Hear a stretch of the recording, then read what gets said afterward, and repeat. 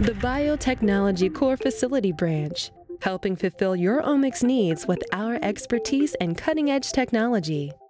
The core is genomic sequencing, molecular assays and development evaluation, bioinformatics, DNA chemistry, peptide synthesis, proteomics, and laboratory equipment development and repair. We enable researchers to respond to outbreaks and bioterrorism emergencies quickly and efficiently. For example, assisting the Ebola outbreak response in West Africa, the Corps performed next-gen sequencing.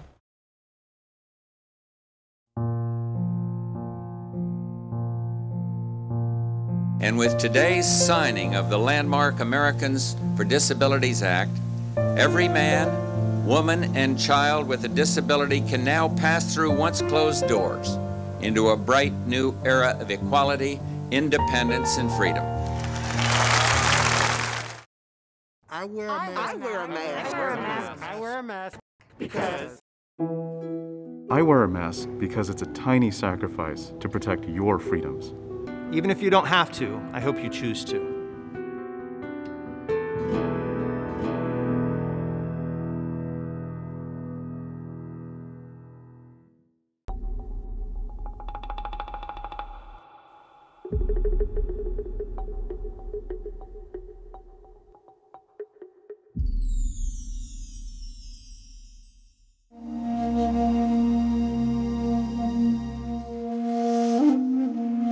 I was born in a place called Vungu in the Congo, actually Belgian Congo at that time.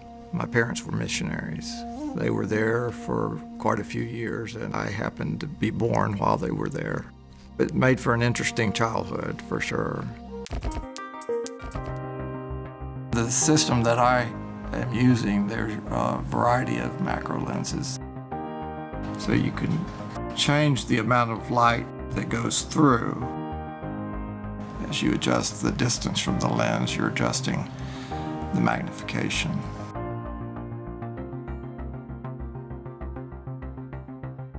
This is a mosquito from South America. It's called Sabethes cyaneus. Very interesting mosquito. It has paddles on the legs that are involved in a mating ritual. The most interesting thing for the entomologist is how they feed, because that's how they transmit disease. And generally what I do is I wait a few seconds after it begins to feed, because while it's beginning to feed, it's still pretty wary and it may take off. But once they find that vein or capillary, they're going to stay there. They're not as likely to run away. And so you have a minute or so to get an image or a series of images.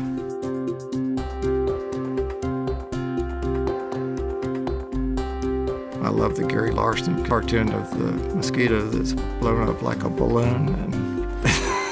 And some feed faster than others.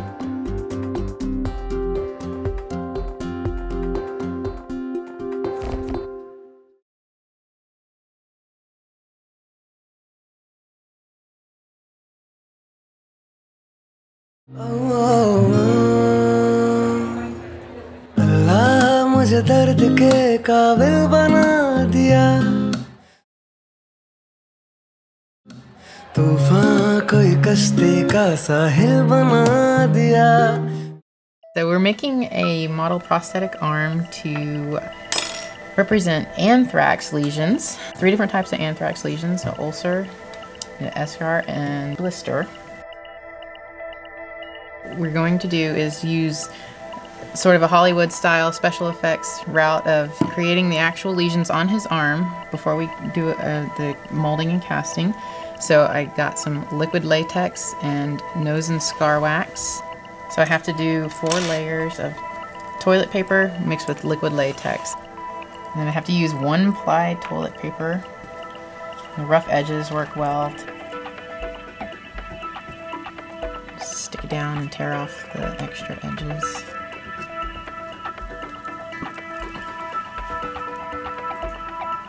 They're going to use it in Africa to train clinicians how to test for anthrax. So I have to actually make one of the scars that are going to be able to, the scabs that you actually be able to lift it up and slide a Q-tip underneath it. Typically we have to do illustrations or 3D models and things like that, but this is a little different. Doing an actual tactile model to use to simulate sort of real life situation. And I have a blister that I made out of clay that I'm just going to set here. Then I'm going to attach it with the wax and smooth it out so it doesn't have any rough edges, because every little detail will show through. They sent us many references, some samples from in the field that they had, some pictures that they took. So I had perfect images to go by to emulate this, and so I mocked it up first in a 3D program and sent it to the client, and they approved the look of it.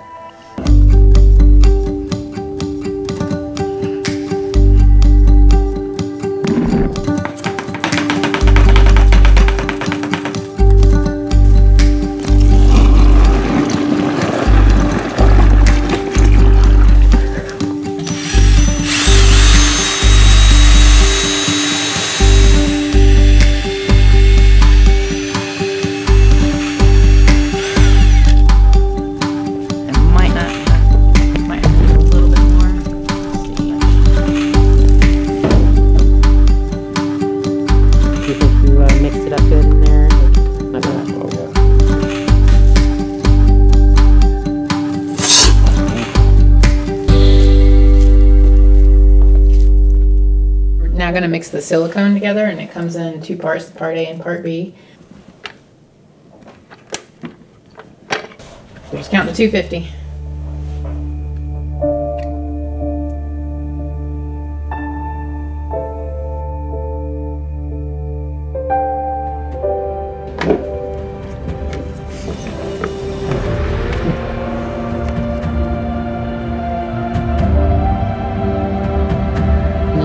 So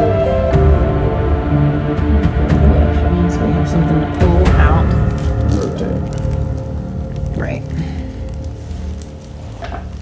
See if we can pull this out. No, it's durable, so you can really yank it. What's it gonna look like? There we go. One piece. Oh, there. All right. Yeah. And the fingers look good. You guys happy? I think so. So yeah, I'm putting some of this silicone caulking in this jar, and then I'm going to thin it down. And this is the thinner I used. It's naphtha. It doesn't have to be perfect. It's kind of up to you how thin you want it. Get up.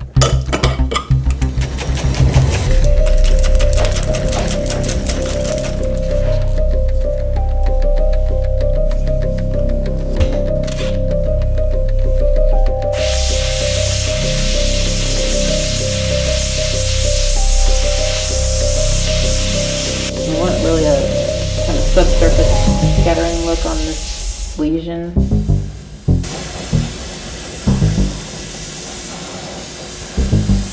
Yeah, it's starting to look like a bubble more to me now.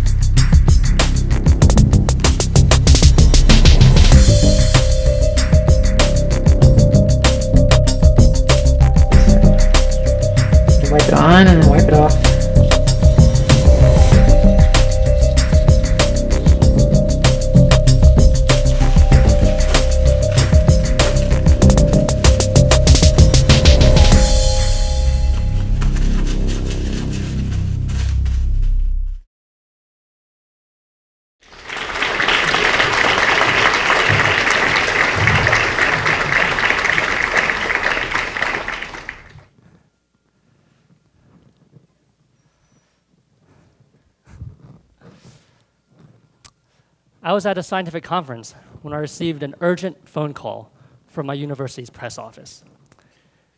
They told me to stop whatever I was doing and turn on the TV right now to a show called Fox and Friends. There, a newscaster was talking about what scientists should be working on: AIDS, cancer, the Zika virus. They said if these areas had received more funding, then we might even have a cure for them by now. Then she took out a large game show wheel with the names of scientific studies on each of the panels. She was joined by a senator, and together, the two of them spun the wheel. Wherever it landed, they began a harsh inquisition, a criticism of why this work was a waste of taxpayer money. The senator also released what looks like a children's coloring book, highlighting 20 of the nation's most wasteful studies for the year 2016. I'll read you a few of them. Yeah, I heard, oh my God, that's what I said. How many shakes does it take for a wet dog to dry off? Which has more hairs, a squirrel or honeybee? How long does it take to pee like a racehorse? Although there were a number of people accused, those 3 studies I just read were all done by a single person. That is, one person is responsible for 15% of the nation's most wasteful science.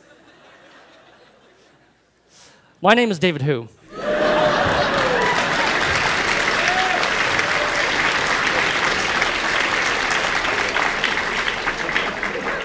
And I am the country's most wasteful scientist.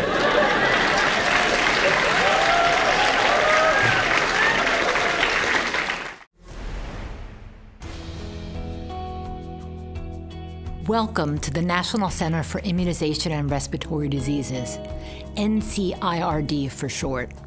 I'm Nancy Messonnier, the NCIRD director. Like you, I had a choice on where I wanted to work, and I chose NCIRD because I wanted to make a difference.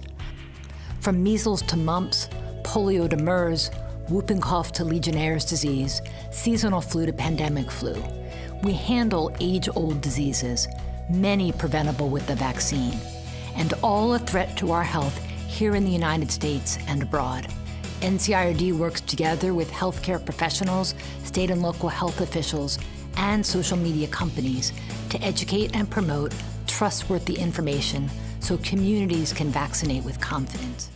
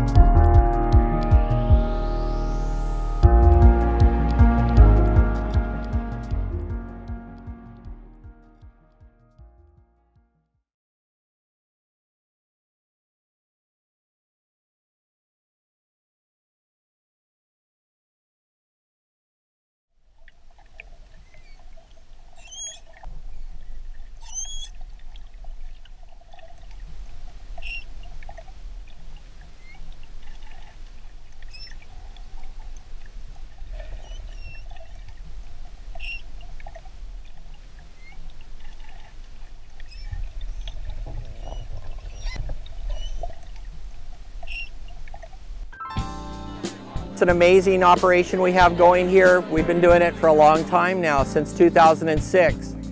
We've caught 232 manatees to our credit. The process is pretty straightforward. We have a capture boat that has a net on it, and we basically watch manatees come and go from that beach area. We deploy the net, lead line on the bottom, it kind of drags the substrate, foot line on top, keeps the manatee going over. Basically, we're forming a wall around the manatee. We're basically just seining as a team, seining the manatee to the beach. The outbound approaching our 3 o'clock right now. Up the bow there, boat, heading towards us. On the edge of our seat there, you see it? Roger. All right, let's go ahead and move out. We're moving out. It's up at our 2 o'clock net set. Juvie and a small adult. Nice pulling these bad. Yeah, there's 2. 11 and 12. You know, the initial thrashing as they're coming in, I know that's going to end because it only takes a few minutes of that and then they really calm down. Without sedation, they calm down on their own. So I always keep that in mind. Rolling.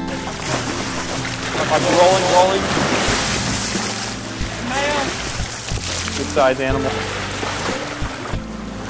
So the manatees will put up this initial fight. And then once they're restrained and they understand, they become compliant. They help us out by being very passive. They're doing that not because they like us. This is their defense mechanism for being tidally cast. They're just used to waiting for that tide to come back in and float them back out. So we manipulate that operation by taking these animals and we can do the assessments. We do a quick assessment on the manatee. We put them in a health tent. We look at all the different variables involved in the manatee's health and well-being, and then we can actually quantify our results and look at that information and determine whether or not their status is healthy. There's some scars, white scars. You guys keep pressure on. A36. Hey, you got another one? Yes. It's a recapture, so it's a known animal. We've handled it before. Okay. And now we can check the records and see exactly when we did it. We get another set of data from this animal. So we're really excited about this.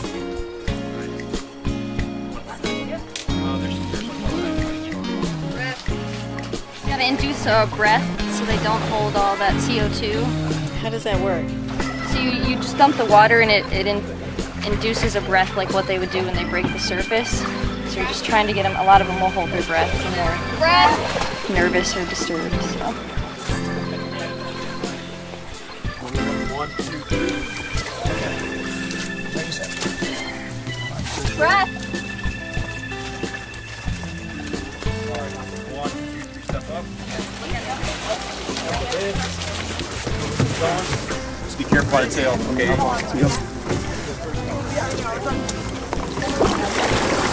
Balance your boat a little bit.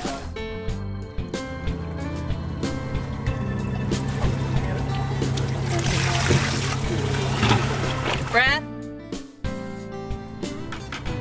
How long have you been doing this? This is my first time actually helping out with the health assessments. I've done one other rescue, Lake Tarpon was my first rescue. I'm a in-water tour guide, so I swim with these guys all the time. So we got a hammerhead shark. And then where, do you have a manatee on the other arm? No manatees yet. What the heck? Keyword. Right. Exactly. 1, 2, 3.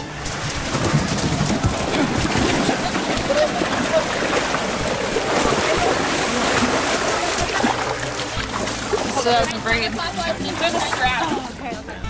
Ready? 1, 2, 3. Up, breath. Center. Nice. Yep, something right now. Good. All right, buddy, take a breath for me. How you guys celebrate temperatures? Good breath. Are you going? 115 on the CO2.